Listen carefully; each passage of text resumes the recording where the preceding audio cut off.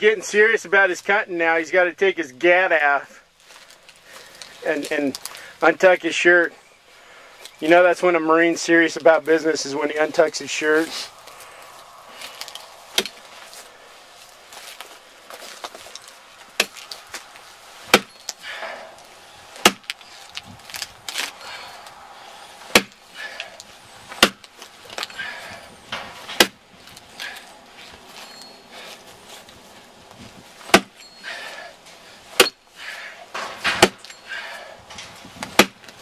Okay, who's climbing up on top of the corral and getting the chips off the roof? Not I. Said the fox. The fox. The wily fox. Well, I'm the bear, by the way. Oh, that's like sometimes they... Are you recording? Yeah. I'll tell you.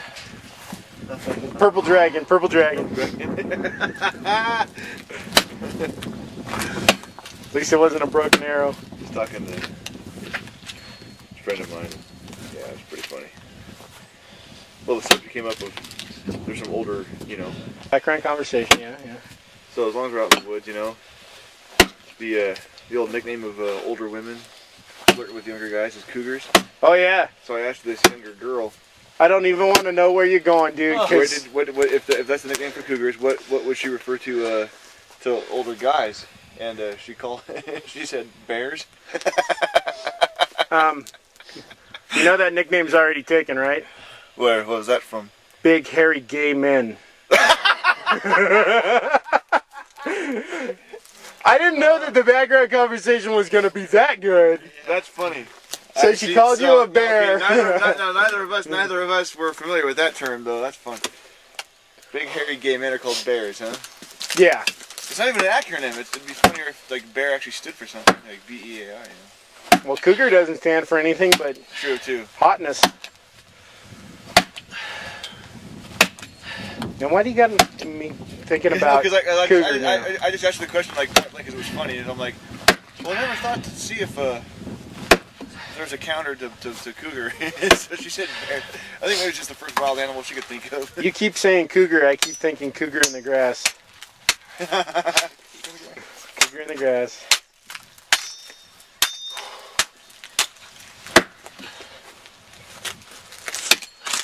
Wonder if that girl knows how much I love her. Feeling good? Great. Yes.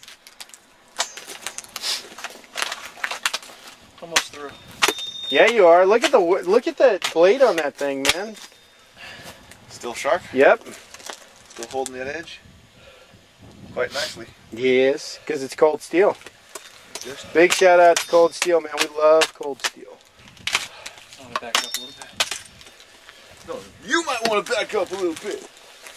Did you hear that, Uncle Bruce?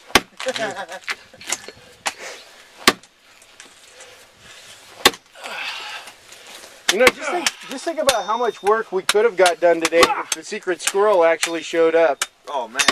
He could have. 4 of us here? Yeah, but he could have been holding the camera all day while we were processing. Processing wood. Yeah, there's some anger management going on here, baby. I'm giving it everything I got. I'm trying to break this thing. Yeah, you break it, you're buying me a new one. Oh, yeah, there's a beetle that was under the... Yeah, you found a bark beetle, didn't you? Little shiny guy? Yeah, make sure you kill it. You know, Can you roll that log at all? Dead. Almost. A couple more. Yeah, look at that boy go. There you go, brother. That's how you do it. That's accomplishment. That is accomplishment right there, baby. Look at that. You ready to pack it in and go for a hike? Yeah, let's go hit Piedra Blanca. Let's lay out all of our gear, our cold steel stuff, and kind of show our collection here. Yes. Why not? Lay on some. Wait. It's all you, buddy. All right, guys. So, pretty much laying right here on the table with me is all the cold steel stuff that we kind of went over today. Let's all just work my way across and just basically talk about each one real quick. The cold steel lat machete, we didn't really do much of a demo with it, but I used it for a few little things here today. It's just a good old machete made by Cold Steel. I've used it extensively. I've had this for about maybe 2-3 years. It's got some exposure to the elements, but it's holding up just fine. My new trench hawk, today was the first time getting to use it. I'm really pretty happy with it. That back spike just digs deep into wood. I actually did bounce it off of a fence at one point and bounced off a tree and hit the fence when I was playing with it to throw it. Dinged up the point just a touch, but it took minimal work to bring that point back to a nice point. And it's still nice. I mean, this thing's still solid. Good cutting edge. I'm digging it. It's good for working on some of your smaller stuff, stripping bark. Then over here I have a trail hawk, which again we didn't do a demo with it today, but I've had it for a few years. Got some pretty good use out of it, stripping bark, chopping up smaller branches. Joe Anderson out there in Arizona, when he was my roommate, made this nice handle for me, or put this 550 cord wrap on it. Really a handy tool. It's lightweight. Comes in handy. It's got that hammerhead in the back, so you can pound tent stakes or whatever you've got. Use it for batoning wood. So both of these I'm really happy with. Didn't do a demo on this one, but I've had this one around for a while. Is a Cold Steel, I think it's called the Special Forces shovel. It's sort of patterned after some Russian Special Forces shovels I used to carry.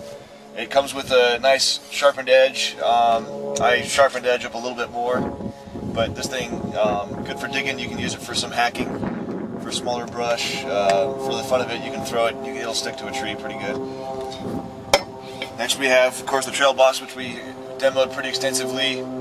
We've been happy with this thing for quite a while already, so we just wanted to show you guys how, what we use it for and how well it worked. I think most of you would agree that it performed pretty well.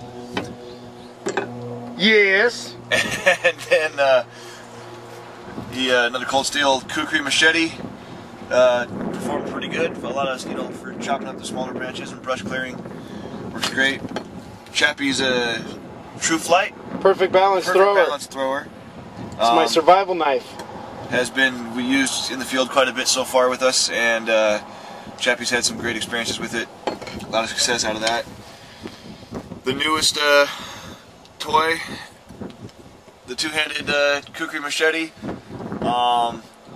Pretty happy with it. Like I said, not necessarily the most ideal for chopping the bigger, heavier, solid wood, but goes through brush and manzanita limbs and things like that really well. I mean, I expected a lot of the little clippings that we cut through, and the cuts through some of those stems and even some of the thicker pieces, things that are about the size of my thumb, were gone through in one clean strike and just a clean cut.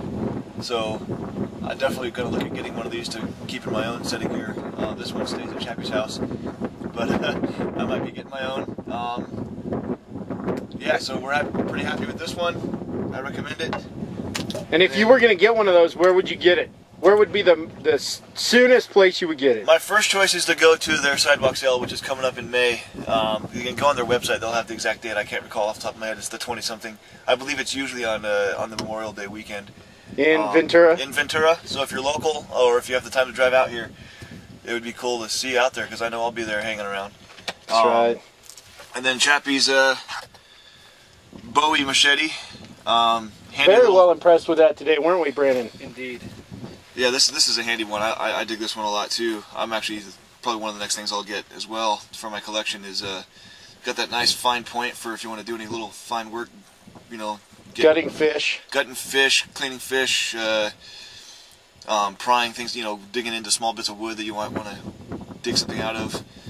A good long edge for some hacking and chopping. Yeah, just a good little short machete to keep handy.